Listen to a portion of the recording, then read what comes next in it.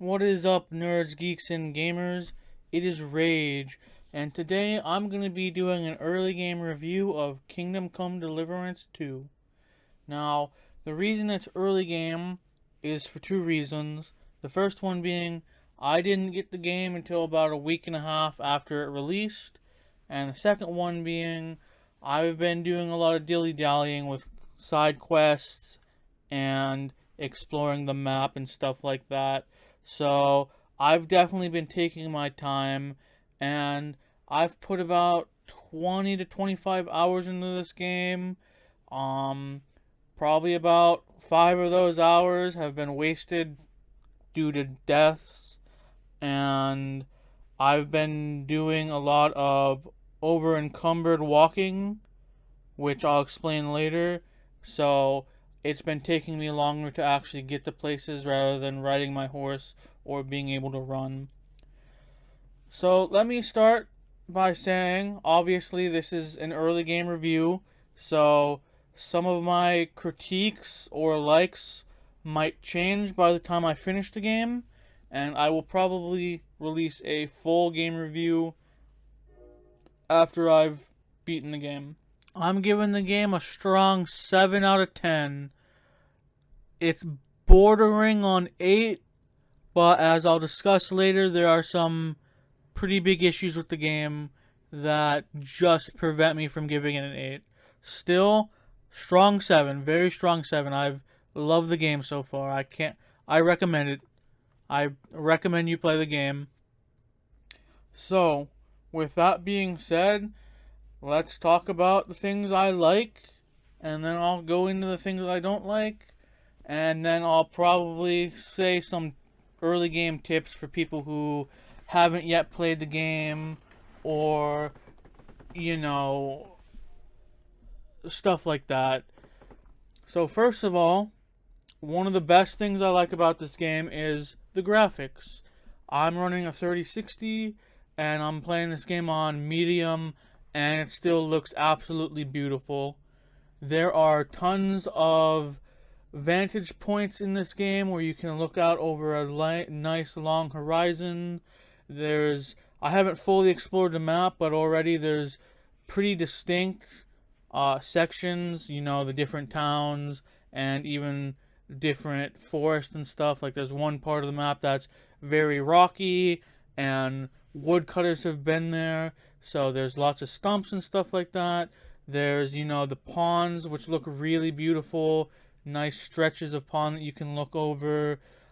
Certain points of the map where you can basically see like the whole horizon of the entire map that you're able to play. I said that I'm playing on medium graphics, and even then, still, like the plant life, the flowers, the water, the trees, everything looks gorgeous. Um, which is, really nice considering I'm only playing on medium. Now, that being said, I have had some technical difficulties with like pop-ins, some pretty bad pop-ins. I've also had some floating like branches and stuff like that, floating nests, bird nests.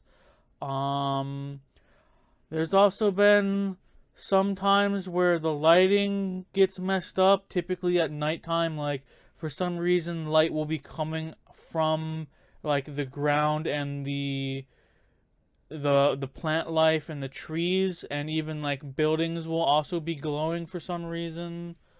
Um, but honestly, it's all been pretty minor, and I think I think they patched that at least a little bit in the most recent update.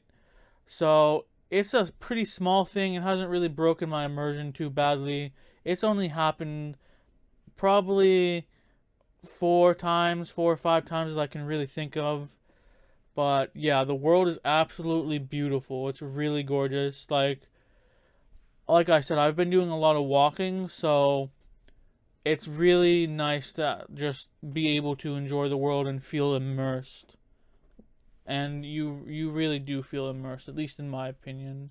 Another thing I really like is, unlike some RPGs where you know you have to get skill points to level up certain things like strength or vitality, combat, like if you're using certain weapons and stuff like that, and you just get general skill points from leveling up and stuff like that you allocate.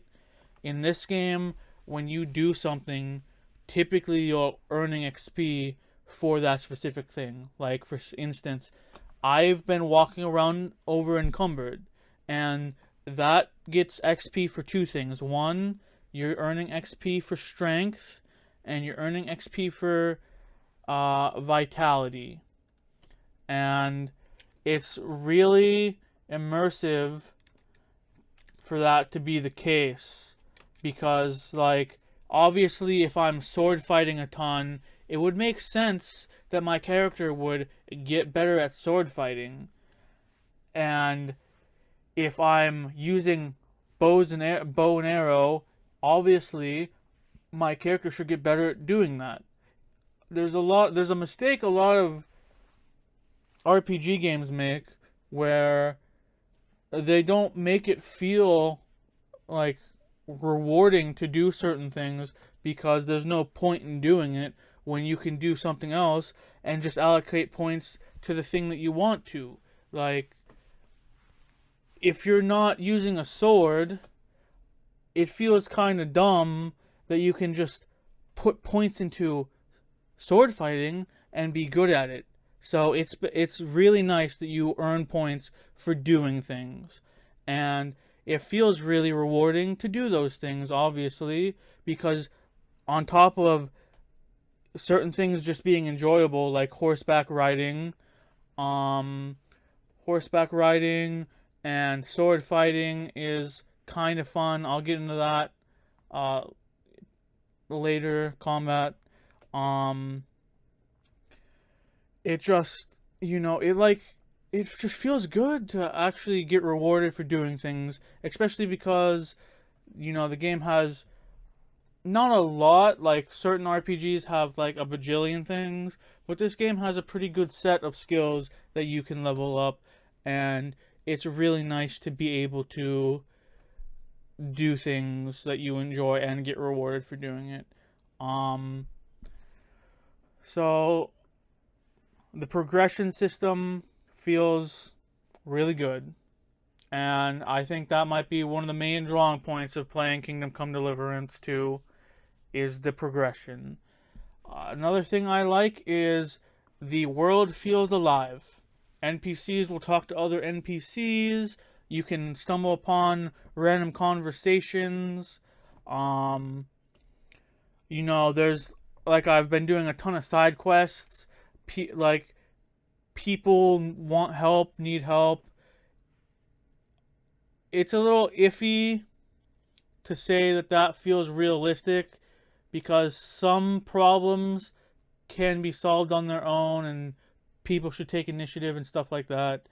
But honestly, it hasn't felt so not realistic to take me out of it.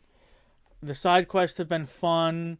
The quests are broken down into three. There's the main quest, side quests, and then they're not really considered side quests, but they're like side missions. Let me see if I can find what they're called. Let's see, main quest, side, tasks. Sorry, they're called tasks. So obviously the main mission is the main quests are the main quests. They progress the story, they unlock new areas, new important characters. Side quests are still pretty important, obviously. They take you to different areas. You get special rewards for doing them. Like, you can unlock new places to sleep, stuff like that. And then side tasks are more minor. They are still fun to do. They're not as rewarding, but they typically just make the world feel more alive, and I've been enjoying doing them. Like, it's been fun interacting with NPCs and stuff like that. Certain quests are timed too, which kind of goes back to my point previously of it not feeling so immersive that so many things you have to do. But there are some quests. So far, I've only run into one that was actually timed, but I won't lie, I didn't know it was timed. I'm sure if I mean, it makes sense that the quest that I did was timed. The quest was clearly something that would have been timed, and I just wasn't paying attention and decided to do something else before trying to do it, and I failed the quest, so I loaded back to do it. But, like, the fact that you can fail quests is annoying, I'm not gonna lie, but also really cool, and offers some replayability. I'm not a man who really replays games after I beat them, though, so I probably won't be replaying this game, even though I have been enjoying it. But that was really cool. Obviously, you have to sleep, you have to eat, uh, you have to make sure your food doesn't rot. You gotta find new food all the time. You have to repair your gear, like your armor and your weapons. All of that comes together to create a pretty interesting world. You know, I keep harping on about it, but it makes it realistic.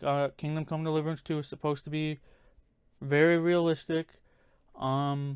So that's another point in the game that I enjoy, even though I have had some issues with it.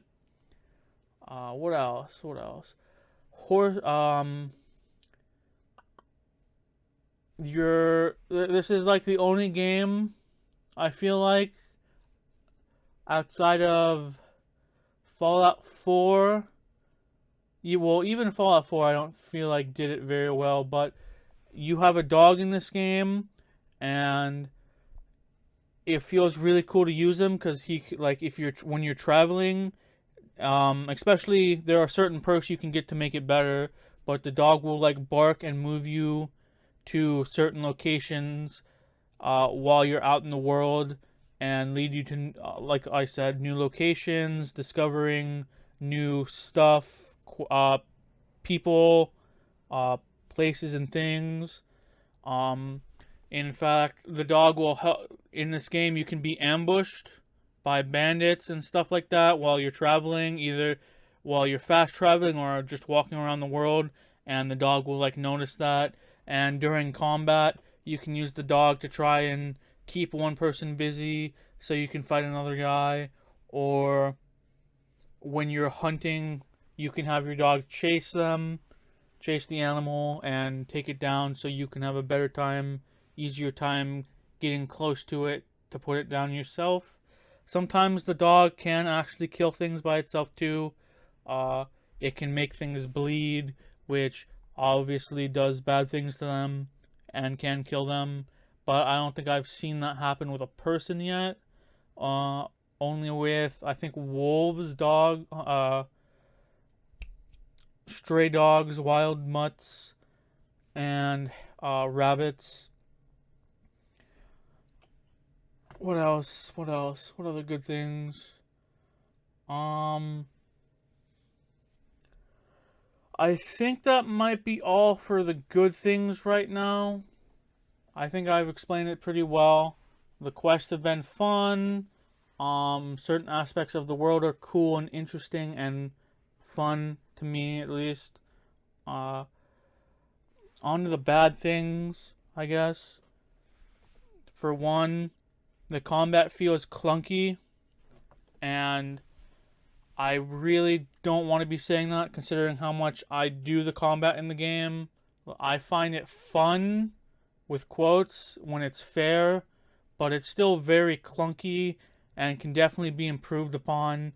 Um, I don't want to I don't know how. I don't like.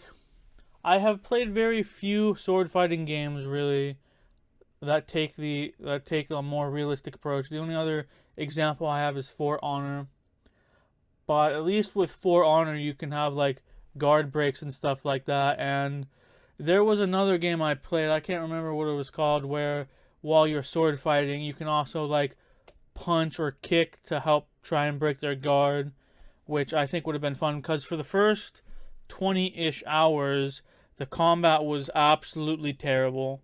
Like every time I get into a fight, um, my character would be both really squishy and I, for some reason, almost every encounter, except for I think one or two, was with two or more people, which got really frustrating really quick, especially because a lot of the time the enemy is for some reason just absolutely fantastic at blocking you, and you get stuck in like trying to hit them, and they perfect block it and try and repost you, which you block, and it just gets very frustrating when you're fighting the same guy for like 2 minutes because you can't actually hit them. Now, now that I've gotten further into the game, I've realized that there are a couple things you can do to make the combat more fun and easier for you to do. The first one is you can dodge. When the shield shows up, you can dodge and strike them. And also, there's a move in this game that you learn from Tomcat that is guaranteed to hit them, uh, as long as you're able to do it, and it's made combat easier. However, I think it is bad that they have to include a game that is guaranteed that they include a move that is guaranteed damage. I think there are other ways they could have done it to make it so combat is easier. Like I said, guard break moves from For Honor, you could making it so if you are locked in a sword clash, or whatever you want to call it, you can punch your enemy with your other hand or kick them or something to break their guard so you can get damage. I feel like there are better ways that the combat could have been handled, and I'm honestly sad that the combat is the way it is, because I like the fighting, but I know the fighting is also not that good. Another issue with it is for the most of the game I used a hunting sword, and I should probably do some research about this, but it felt like a lot of the time Henry just refused to lunge and go that extra half step closer to the enemy to actually be able to hit them with the sword. And it always felt bad when like you were hitting the attack button and either Henry wouldn't attack for whatever reason, like after you just dodge and you're clicking the attack button really fast to try to get the attack in and he just doesn't do it, or he does it and for some reason it just either doesn't hit the enemy or very clearly it does, and he just takes no damage from it even though he should. That was always really, really frustrating. It's obviously gotten better now that I have the Master Strike from Tomcat, and I learned more about the fact that when in combat I should try and take it slower than I am typically used to, and also dodge. Um, that's all I really got to say about sword fighting. That's the only melee type I've done, and the only melee type I plan on doing. There are maces and axes in the game, and I think there are sabers, but I'm not quite sure. Uh, I also want to just mention that it's annoying to fight enemies that are wearing armor, because the game has a really good armor system, to be honest, and it's realistic enough to make it frustrating, because you can hit an enemy like 10 times, it feels like, and they just don't take any damage from it due to the armor. But I'm pretty sure the Master Strike gets around that and still does guaranteed damage, which also doesn't feel very good. I've also done some bow and arrow shooting. There's also crossbows, but I've been doing the bow and arrow, uh, which has been pretty fun. I need to find a better way to level it up, because currently I haven't really leveled it up that much despite using it quite a lot. So I'm thinking most of the XP you get for it comes from actually killing something, like a person or an animal, and not from actually hitting your shots. Maybe it's a little bit of both and you get more XP. Obviously you'd get more XP from killing someone, but you also get a little bit from shooting them. But I don't really know. I feel like I've shot enough people enough times that I should be a higher level using it. um the bow shooting feels pretty cool. There's a very obvious, like, if I like, there's no crosshair obviously, so you kind of gotta learn how the bow shoots, which feels really cool. And I've gotten pretty good at doing that with my bow. Um, my biggest issue with the bow shooting is, especially against human enemies, even if actually I don't think I've ever shot an enemy that was wearing like full plate armor yet, but it takes quite a lot of bow shots to actually put someone down. It takes like 5 or 6 plus sometimes, and for some reason the enemies are very good at chasing after you uh after you shoot them.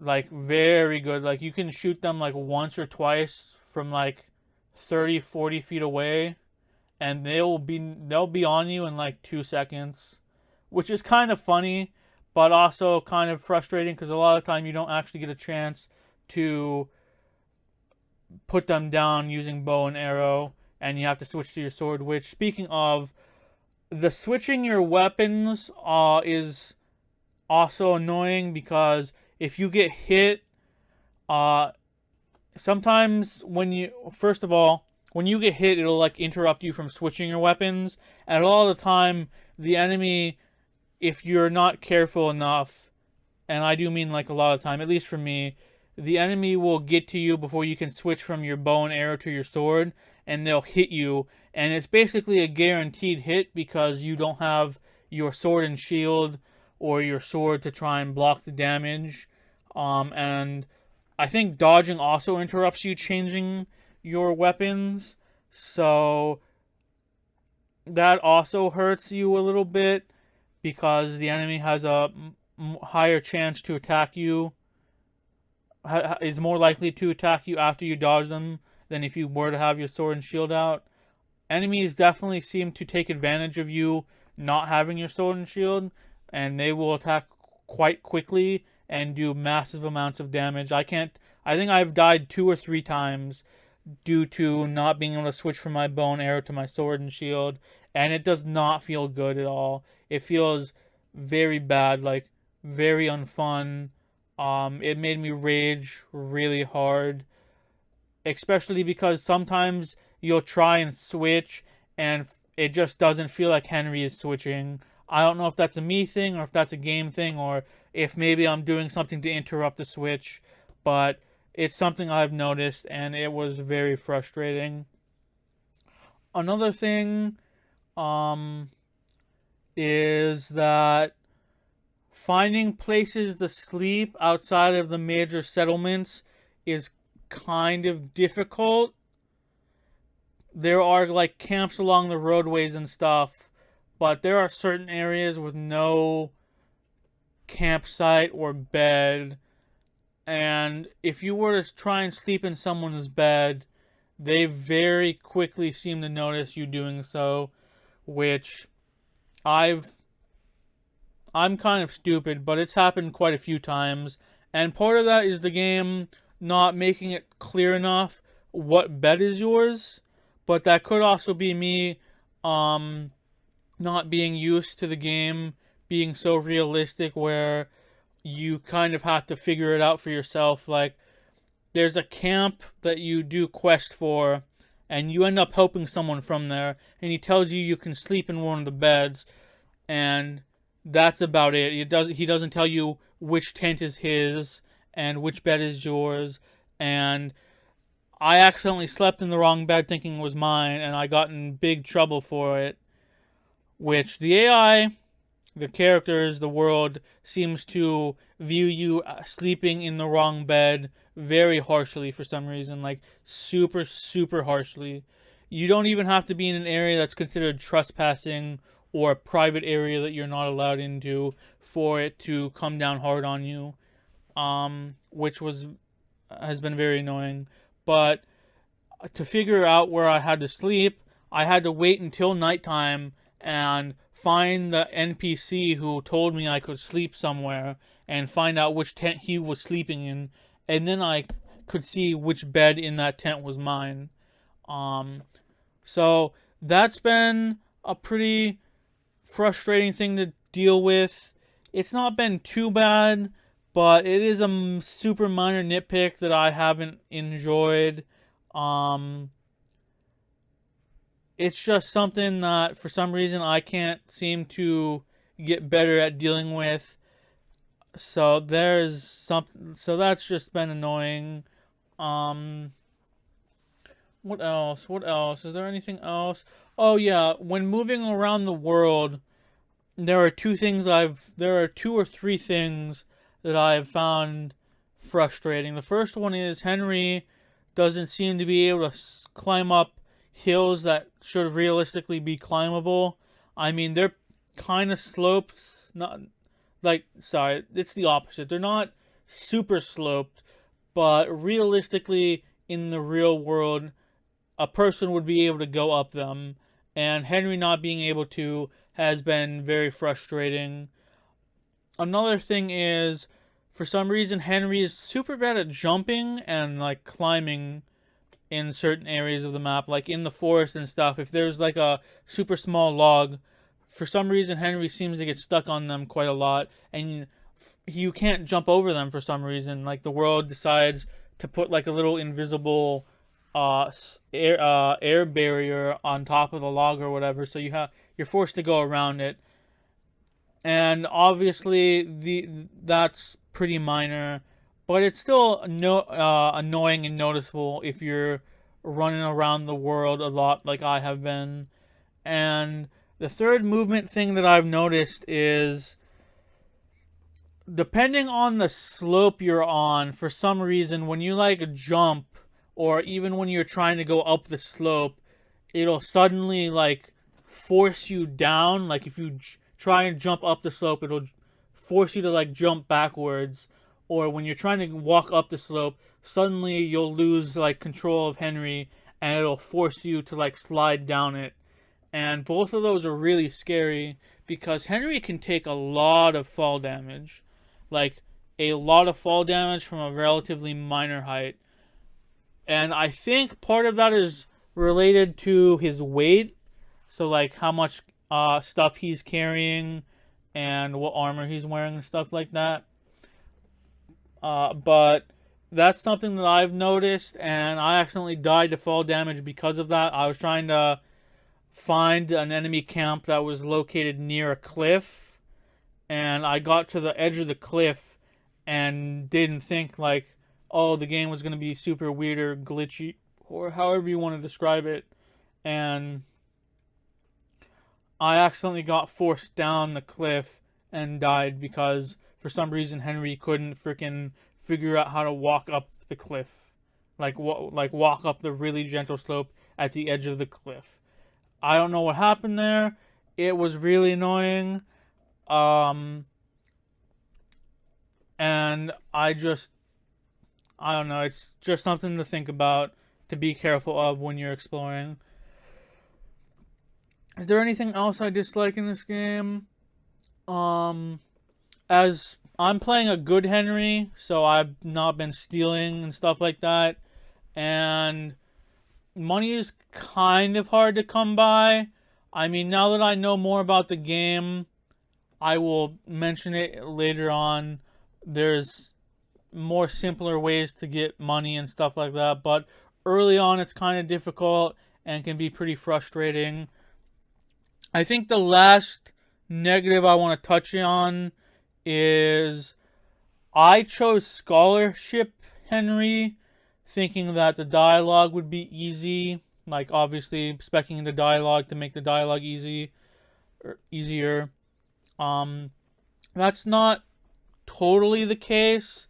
This game takes a super realistic approach to conversations and dialogue and speech checks and stuff like that. So even if you have higher points in like intimidation compared to like charming the person or whatever, you can still fail depending on like the person and the situation you're talking about. So like trying to threaten a super heavily armored dude isn't gonna work, whereas you could try and sweet talk them and have more success even if your points for that is considered lower.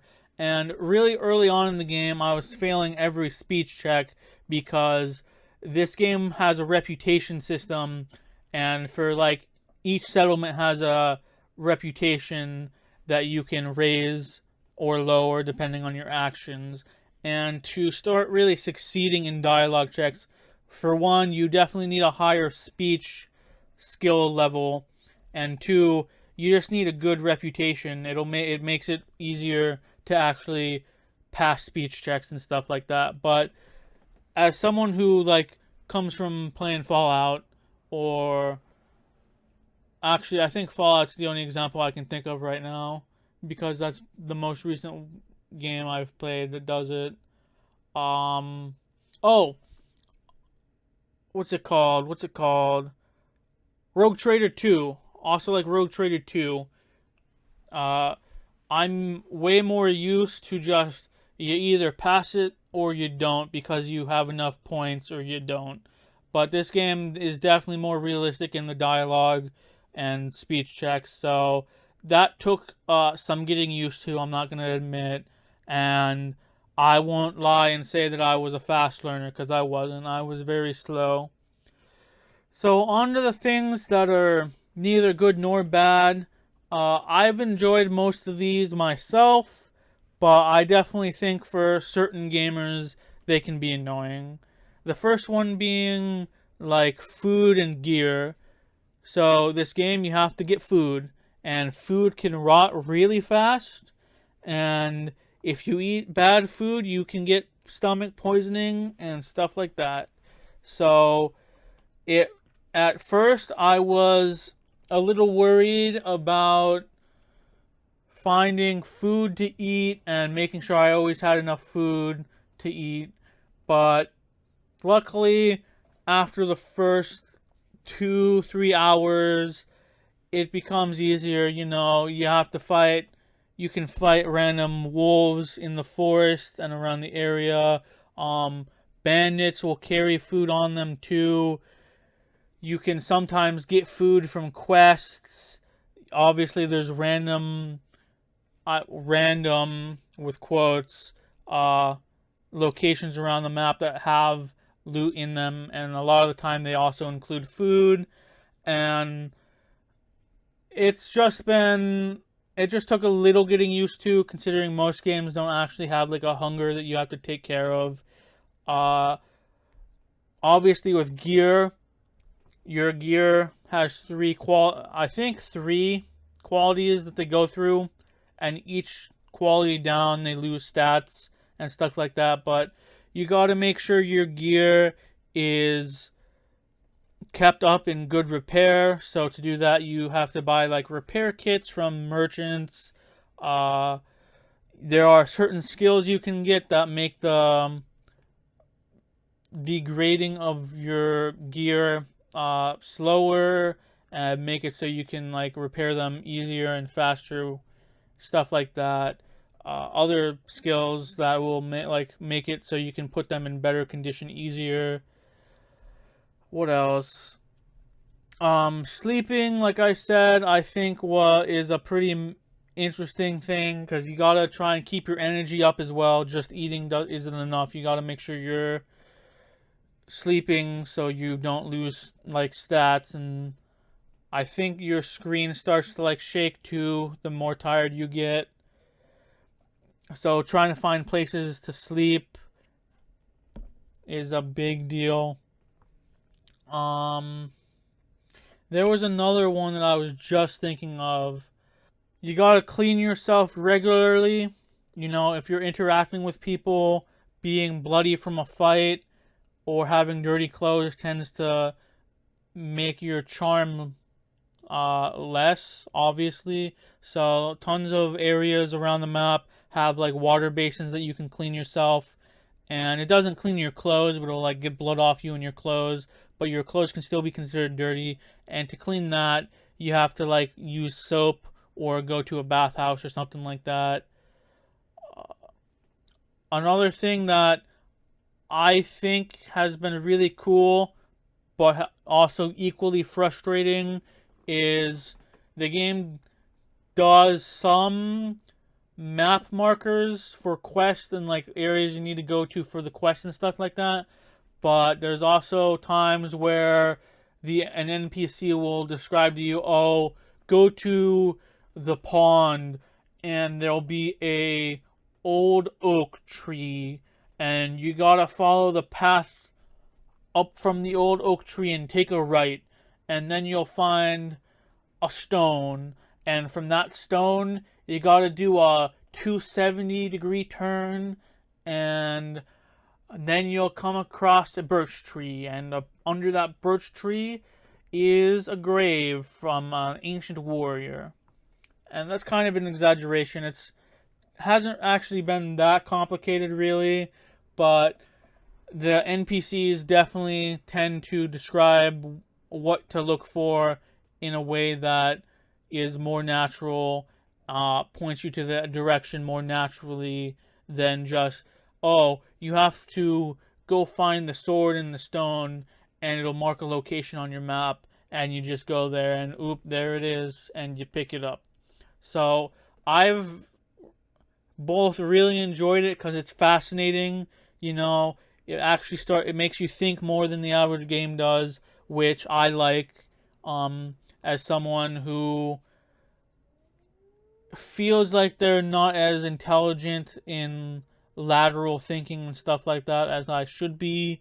I've enjoyed it, even though there have been parts that have been very frustrating, and I have to Google to make sure I'm understanding it right. Because there are, I know the game at least has two parts, and there are certain stuff that you can find in the first location that can only be used in the second location, and it's just like there's a poem where you can find the Holy Grail or something like that, supposedly, and I was gonna drive myself insane thinking about trying to find it in the first location, the first whole area, and luckily I looked it up and I just saw it was actually used in the second location, and I left it at that, so I didn't end up wasting like hours upon hours trying to decipher the poem just to not find it.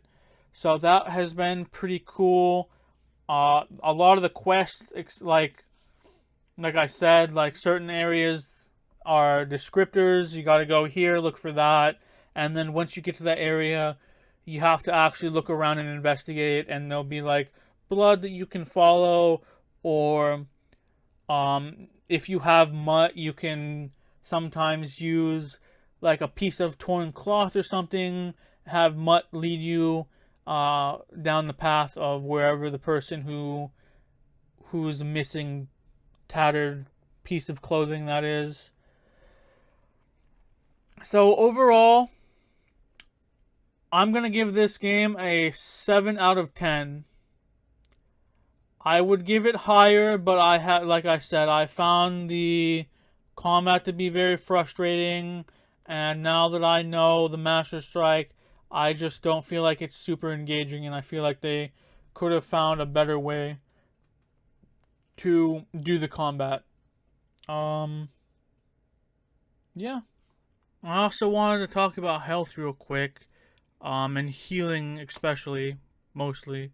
Um, Unlike most games, there isn't really an easy way to heal.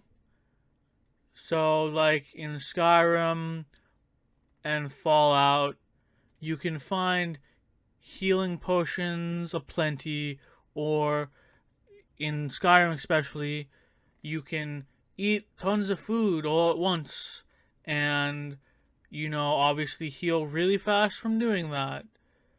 Or in Rogue Trader, finding health kits and stuff like that. This game does have healing potions, but at least for now, and for probably quite a good while until I find the recipe for it or decide to get the recipe, because right now it hasn't been too big of a deal, to be honest. The best way to heal is simply by sleeping.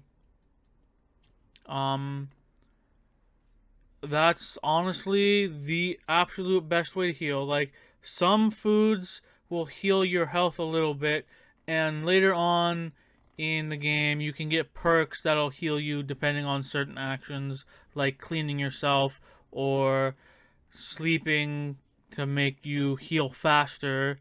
Um, so that's another thing that's different about this game compared to other ones. Healing isn't just, oh, I have 50 health potions, I'm gonna drink 4 or 5 of them. Uh, you actually have to think kind of strategically about, do I really have enough health to go into this situation? Should I go and sleep first and then come back? Or should I try and find out how to make health potions? Is it getting to the point where I'm low on health quite a lot and having health potions now feels necessary, which I haven't gotten to that point yet, but I feel like is likely to come up eventually.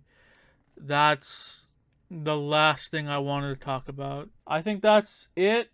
I will most likely do a review later on when I get further in the game, probably when I beat it, and we'll see if there is anything that changes, if the game gets better or worse. I'm hoping it gets better. I really do, but I think a 7 out of 10 is really solid. Obviously, this is a game with a lot in it, so I'll probably spend 100 hours plus doing everything, if almost everything at least. So yeah, thank you for watching. If you could, please hit the like, subscribe, and bell notification to get notified when I post a video or post or go live. I hope you have a good rest of your day. Peace.